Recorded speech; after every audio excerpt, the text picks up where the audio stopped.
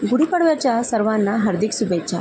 तर गुढीपाडवा स्पेशल म्हणजे गाठी किंवा साखरेची माळ बनवणार आहे। त्यासाठी आपण एकच वाटी साखर घेणार आहोत आणि सोड्याचा वापर न करता ही गाठी बनवणार आहोत। तर वेळ न घालवता पाहूया रेसिपी। साखरेची माळ किंवा गुढीपाडव्याला लागणारी जी माळ आहे, गाठी आहे, त्यासाठी लागणारं साहित्य फक्त 1 वाटी साखर, इथे फूड कलर, तुम्हाला फूड कलरची पांढरी शुभ्र जर माळ बनवायची असेल तर फूड कलरची अजिबात गरज नाही, मग दूध 1 चमचा फक्त। तर इथे फूड कलर घेतलेला आहे, कोणत्याही रंगाचा तुम्ही घेऊ शकता, पाणी थोडंसं आणि अगदी 1-2 चमचे छोटे तूप। तर एवढंच साहित्य लागतं आणि बनवायला सुद्धा अगदी इझी आणि 5 मिनिटात होणारी ही रेसिपी आहे। तर आता पाहूया आपण ही कशा पद्धतीने करायची आहे। तर त्यासाठी मी इथे एक भांडं घेतलेलं आहे, हे भांडं घेतलेलं आहे। आता ह्या भांड्यामध्ये मी साखर जी आहे ती सर्व ओतून घेते आणि ही साखर भिजेल इतकंच ह्यावरती पाणी टाकून घेते। इतकं असं छान अशी भिजून घ्यायची आहे। आता इथे पाणी इतकं भिजलेली आहे। तर आता ही साखर आहे ती फक्त अशी विरघळून द्यायची आहे। ही साखर विरघळते तोपर्यंत आपण एक तयारी करून घ्यायची, ती म्हणजे साखरेचं पाक व्हायच्या आधी इथे एक मी भांडं घ्यायचं। इथे तुम्ही वाट्यांचा उपयोग, एखाद्या डिझाईनच्या वाट्या असतील तर खूप सुंदर सुद्धा माळ तयार होऊ शकते।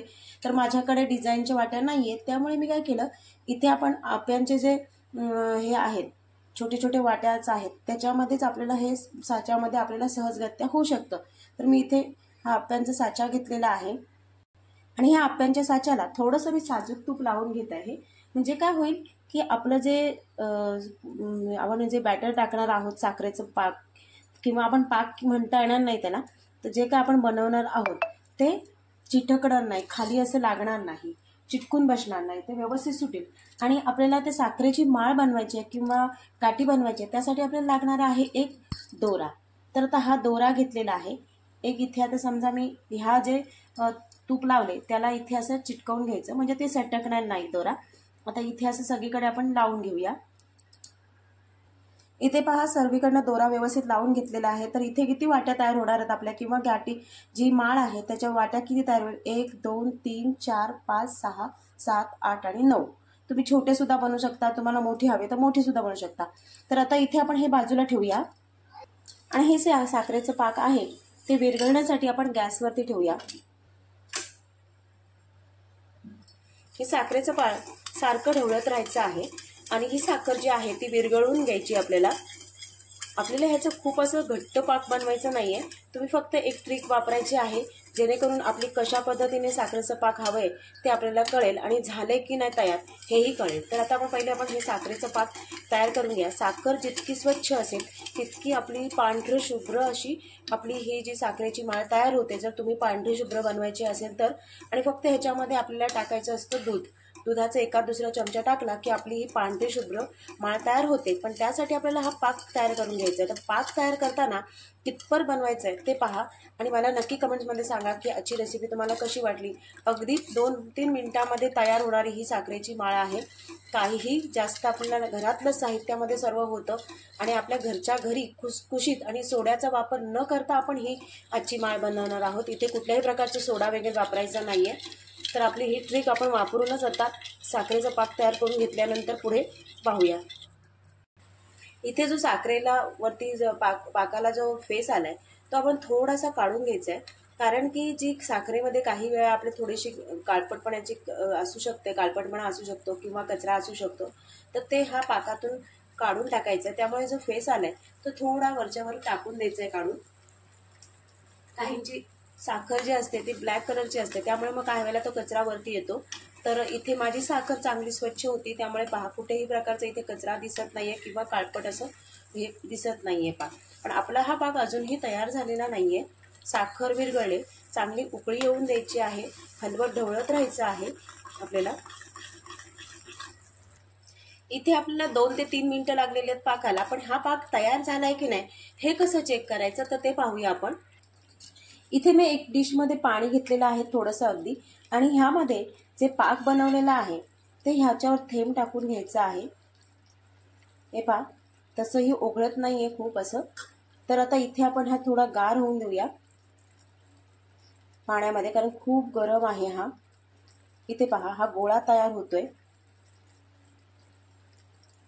गरम आहे खूप. इथे पहा आता हा गार थोडा झाल्यामुळे इथे हा जो हे आहे साखरेचा गोळा तो अशा पद्धतीने आपला तयार होतोय.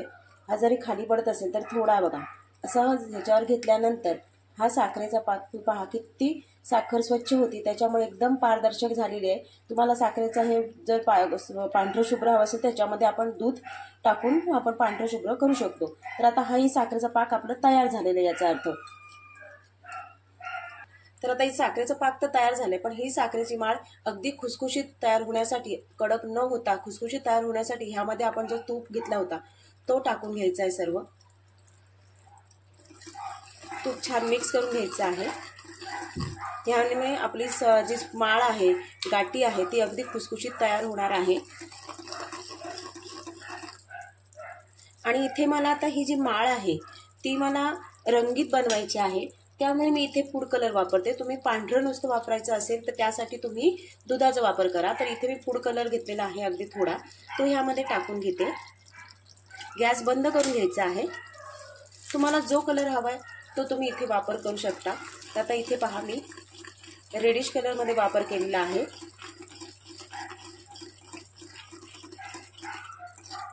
पहा असं रेड कलरमध्ये मी वापर केलेला आहे. इथे आता आपला बॅटर तयार झालेला आहे. पहा किती अगदी सोप्या पद्धतीने आपण हा बॅटर बनवून घेतलेला आहे.